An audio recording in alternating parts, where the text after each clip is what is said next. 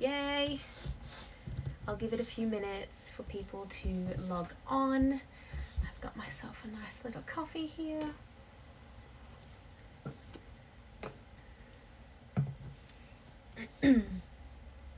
So welcome, whether you're watching this live or whether you are going to watch this in the replays. Thank you so much for showing up and showing interest in this. This is my first live Q&A on this page, so it's really, really exciting. I'm really excited about it. Thank you to everyone who has sent me in questions over the last couple of weeks. I've really loved taking the time to read these questions, but also thinking about how I would love to share my answers with you all. Yeah, we got people joining in. If you are joining in live, I'd love you to introduce yourself. Let me know which part of the world that you are tuning in from.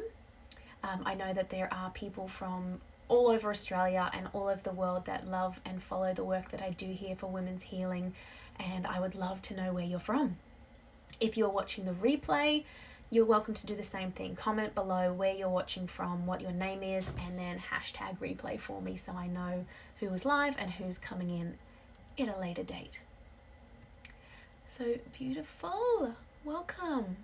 I can see Nicole is here. Hello, beautiful lady. Oh, awesome. So this is going to be the first of many Q&As. I do get a lot of questions around the work that I do in my DMs, and a lot of you do ask that the questions stay private, and I respect that. But the ones of you who are willing to share your questions with the world, I really do appreciate that, because I know there are a lot of women out there who possibly just would love to ask the same questions, but are maybe a little bit shy or don't want to, would like a little bit of anonymity, right? So I love the fact that you've given me consent to share your questions to the world so that anyone watching in the future can also get the answers. So thank you. Now I will start. The first question: what is the favorite thing you notice in the women that you work with? I love this question, and don't mind me, I'm just looking down at my laptop. I've typed the questions out there so I can remember them. I love this question, and I'm assuming that the person who asked this is referring to my Naked Awakening women's workshops. And my favorite thing that I notice in each woman that shows up at my workshops is just the exuding courage and willingness to step outside of their comfort zones. It's not an easy thing to do, to attend a Naked Awakening workshop. Let me rephrase that. Once you're there, it's a lot easier to allow yourself to fully step into your vulnerability. But deciding to come, booking your ticket, driving there, showing up and starting the workshop, that's the hardest part. Because, it's fear of the unknown. And so the women that show up for themselves to go through this expansive journey with me guiding them, it is their courage and their willingness to step outside their comfort zone that really inspires me to continue doing the work that I do. So yeah, it's powerful. The energy is powerful. Second question: what is your best advice for partners in relationships where one is far more spiritual than the other? This is great. I love this question because it can also, it can have, what's the words I want? It can have a lot of different we don't have to just relate my answer to spirituality, but maybe if the question is also one of you is more something than the other, what can you do? So the best advice from me, and this, I can only speak from personal experience. I don't ever want to assume that I know exactly how your relationship is going. But were you asking, are you the one that's more spiritual than them? Or, are you wanting them to be at the same level as you? I'm just going to answer the best way I can. But when it comes to wanting far more spiritual. Yeah, sorry. So it's are you the spiritual one or are they the spiritual one? I'm going to assume you're the spiritual one. I think you need to find comfort in your own journey And I think if we focus a lot on putting expectations on the other person to join you, it can cause a bit of stress in the relationship. I know that, if you are wanting them to be as equally spiritual as you for your own benefit, it's not coming from a place of humbleness and unconditionalness, if you know what I mean. Like, if you're really spiritual and you're wanting them to meet you, there is definitely an aspect where you can help guide them on their journey. You can take it slowly, step by step. But if they are completely not interested in joining you there, that's okay. They don't have to be. You can find your community and your tribe outside of that relationship where you can get what you need spiritually. You know, we have to understand that when we are in a relationship, and I want to say a monogamous relationship, that your partner can never please every single aspect of your needs. Like, it's impossible for them to meet every single one of your needs. So there are going to be times where you are going to have to get your needs fulfilled elsewhere. And that's fine. If your partner is not spiritual, but you need that spiritual connection, then find your group of friends or your group of people that are in that community and do things with them, gather with them, talk about them. You know, find the person that can fuel that fire for you. If it's not your partner and they're definitely not interested, we can't force people, right? So you can always, you know, leave little breadcrumbs for them, and maybe one day they will see, they'll notice in you, and they will want to join you there, but we can't force them to. Next question. What inspired you to get into this work?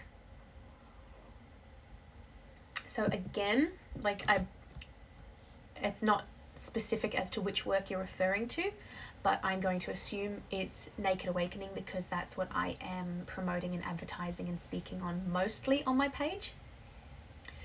So what inspired me to get into this work? I feel like I have just always had a huge calling towards healing, and I wasn't ever sure how that was going to come about, what form of healing I wanted to get myself into, what modality.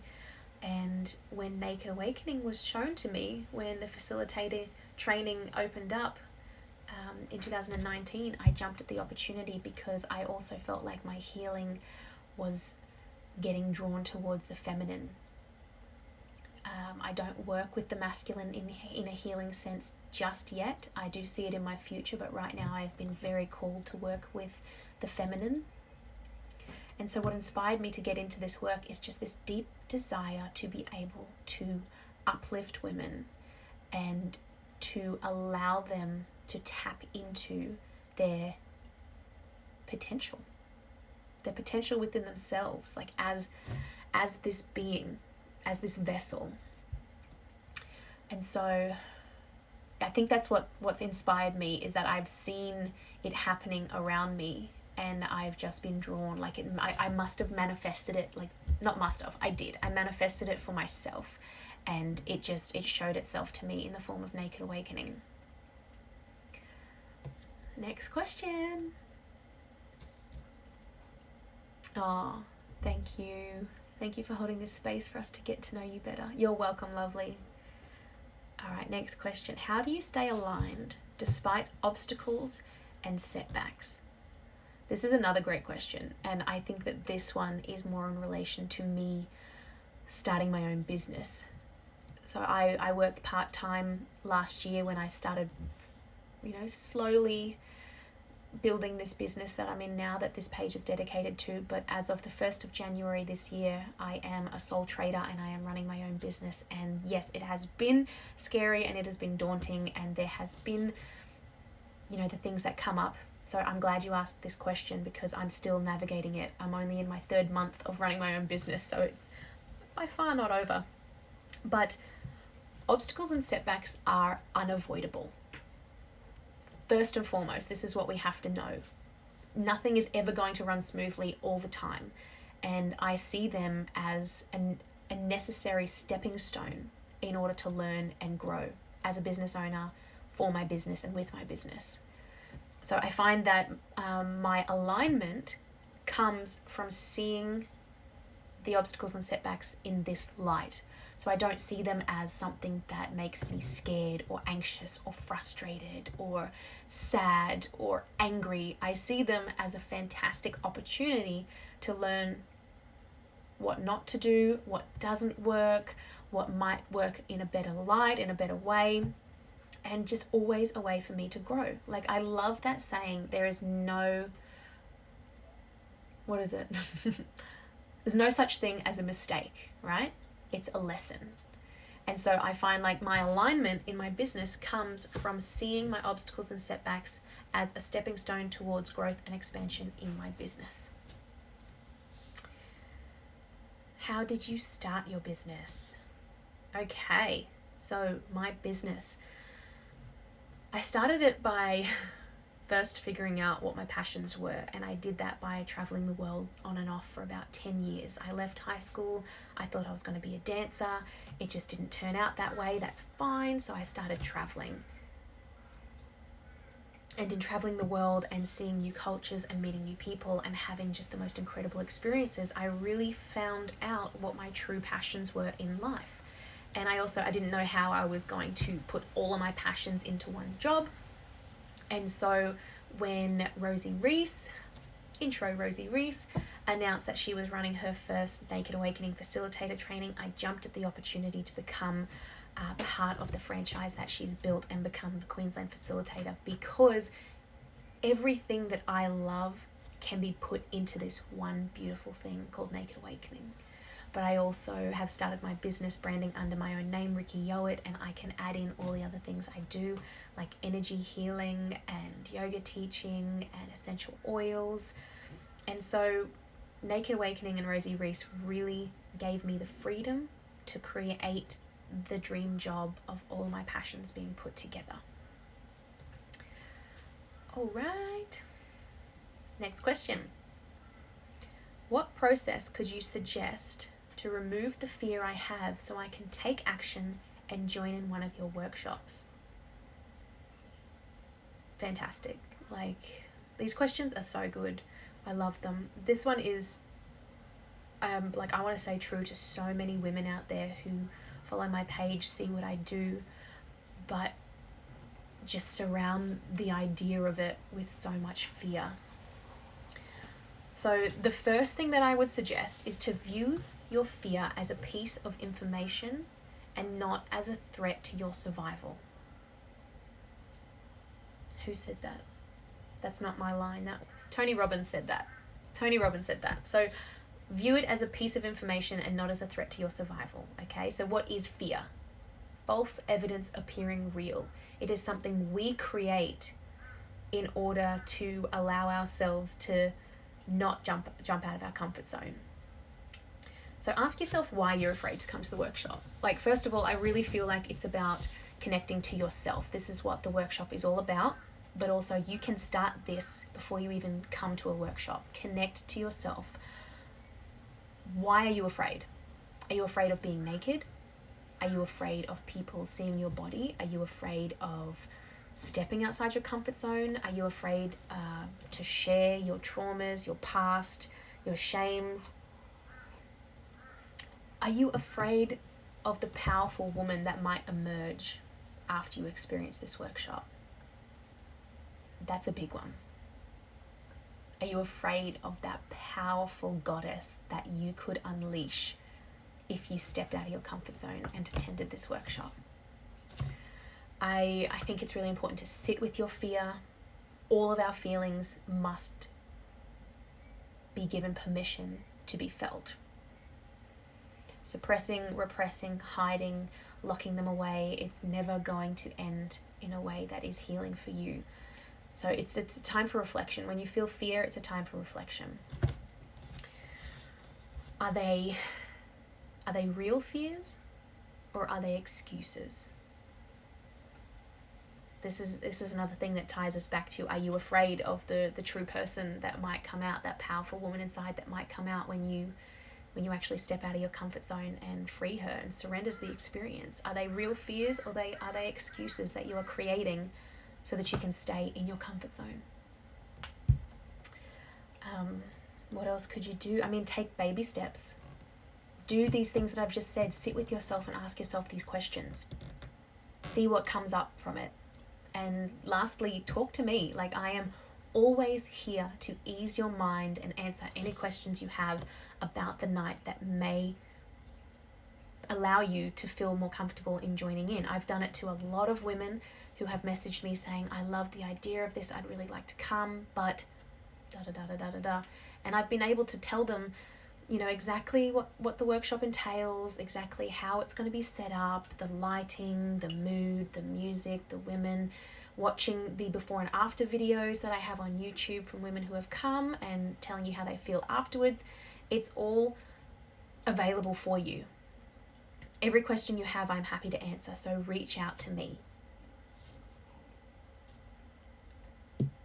Next question. How did you start energy healing? I've been told I have healing hands and I want to explore this. I love this question because this question is me years ago. Just start, you know, something I had to learn when I wanted to start actually healing people professionally is that my qualifications don't define me. I always said to myself, oh, you know, I'm not ready to have a client pay me because, you know, I haven't got this degree, this qualification, this certificate, like I'm not qualified enough. It's not about that. It's not about that at all. It's not like we're a doctor and we're performing surgery. We are, well, it's energetic surgery. There you go. Yes, so your qualifications do not define you, nor should they stop you from starting to heal yourself and the people in your close vicinity, right? Like I was told as well growing up that I have healing hands. I was always drawn to people when they'd say, oh, this hurts, or I've got this ache, or I did this. I would always go up and offer a massage or just lay my hands on them or hug them. And it wasn't until I went to Nepal in 2018 and did my Reiki's level 1 and 2. And that's where I actually got qualified and learned about energy healing. Before that, I was just freely, just naturally, organically, whatever was wanting to come out of me to heal, I was healing. But it was in Nepal that I truly harnessed my Reiki energy and learnt the ins and outs of energy healing. And the way that my Reiki or my energy healing has been born after studying in Nepal is that it's become more of what I like to call intuitive energy healing. So I don't follow the traditional practice of Reiki, but I definitely use aspects of what I learned from that family in the Himalayas because it was absolutely beautiful. But my energy healing is Reiki, it is intuitive massage, it is crystal healing, it is essential oils, and I'm not qualified in any of those other things. I'm qualified in Reiki level 1 and 2, but nothing else. And that's a blockage that I had to overcome when I started healing, is that my qualifications don't define me. I don't have to go out and spend all my money and my time getting a piece of paper that tells me I can do it when I know that my body intuitively can heal. That's why I hope to the woman that asked that question, I hope that gives you a little bit of guidance on where you can start. Also, if another question comes from that, message me. I would love to help you get started and see where you can go in your own healing journey. All right, I've got one more question written down here, and then I would love to open up if anyone wants to ask a question while we're live. The last question is, what is the Nude Sisterhood? I see you mention this occasionally, but I don't fully understand what it is. Yes, the Nude Sisterhood. So, when I started running my Naked Awakening workshops in Brisbane in July of 2020, I was holding them once a month, and at the end of the workshops, and the women would leave, and I'd send out an email the next day with aftercare and an integration process and things that they can do to look after themselves after the healing process. I realized that I wanted to create something more, something that the women can access, that can continue their healing and give them a safe space to keep expanding and growing on their self-love journey. So I created the Nude Sisterhood.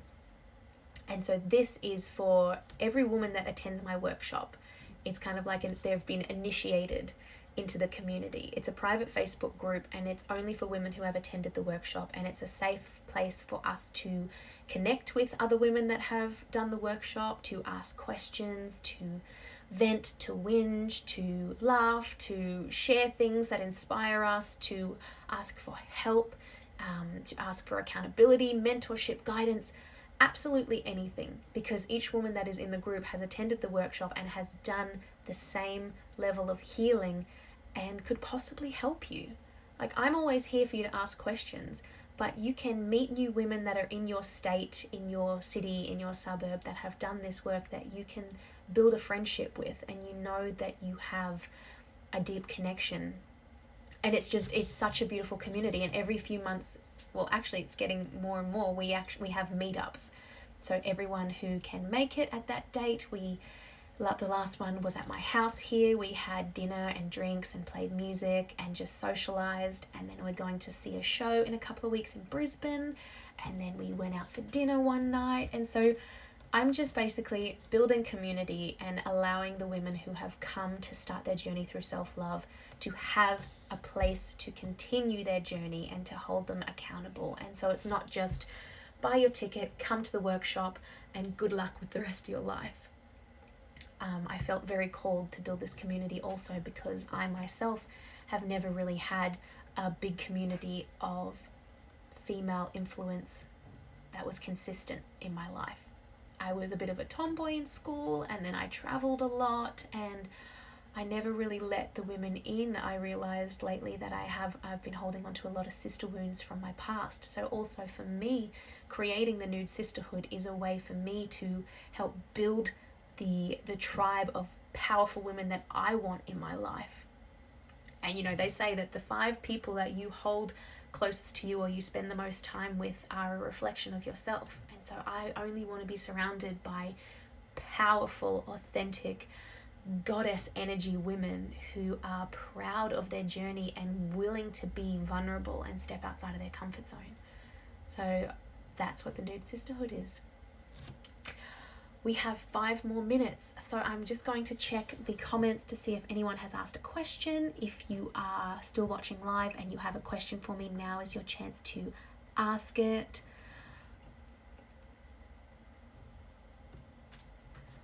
Lauren, I'm intrigued how you create safety with the nudity element and people you don't know in the room with you. I feel the intensity and change that can occur when you let your inner power be unlocked. Yeah, okay. It's a great question. So, when you hear nude yoga, you think typical yoga class, but in the nude. People behind you, downward dog, I don't want them to see that, bright lights. Not at all. I want to debunk that fact right here, right now. So the way that Naked Awakening is set up is that we are in a circle. We are all facing inwards on our yoga mats, and we are only lit by candlelight. It is dim, it is intimate. You can't see the features on the face of the woman sitting across the room from you, but you can see her shape, and that is so beautiful, and it's not intrusive at all. And the way that we create the safety with the nudity is that I preface in the beginning of the workshop, the first principle of Naked Awakening is to know your boundaries. Right? So we say that you get unclothed and clothed whenever you feel comfortable. It's about knowing your boundaries and honoring your boundaries. And it's kind of like a snowball effect though. As soon as one woman has the courage to remove her clothes, it kind of sets the mood for everybody else, and the courage just gets bigger and bigger and bigger, and then everyone takes off their clothes. And I actually think that a lot of the women say it's a lot easier to show that vulnerability of physical nudity in a room full of strangers, because if it's people you know, there are expectations, there are stories linked to it, you are, worrying about them judging you. But if it's a room full of strangers, you are creating a fresh relationship. And it's also a relationship without having the external running the show, you know what I mean? Like without makeup, and without our hair professionally done, and without the designer clothes or the op shop clothes or the hand-me-down clothes, we are all the same woman. you know, underneath all of those layers that society has given us to cover up, you know, who we truly are, we are the same. And that's how I create safety in this workshop, is by telling you in the beginning and allowing you the permission to undress when you feel comfortable and to do it at your own pace, and that it is not, I'm not going to make you do it. And yeah, the lighting is dim, it is warm, it is nice, and I truly feel that the space that I create as a facilitator allows you the permission to go at your own pace. So that was a beautiful question, Lauren. Thank you so much for that one. Lauren, that sounds really beautiful. You're in Brisbane and you'd love to join one day. Thank you. I will make sure that I send you out a message after this live. But that is it. We are at half an hour. Thank you guys so much for attending my first ever Q&A live. I am going to have to upload this as 2 parts because IGTV only allows you to upload 15 minutes or less. So keep an eye on this. If you're watching the replay, #replay. If there's any more questions that have come to you during our session today, send them to me in DMs. I am wanting to do this every month or every couple of months, depending how many questions come in. I love the fact that I can sit here and connect with all of you beautiful people all over the world. So thanks again. So much love to all of you sisters and gents if you're watching. I appreciate your support too. But namaste.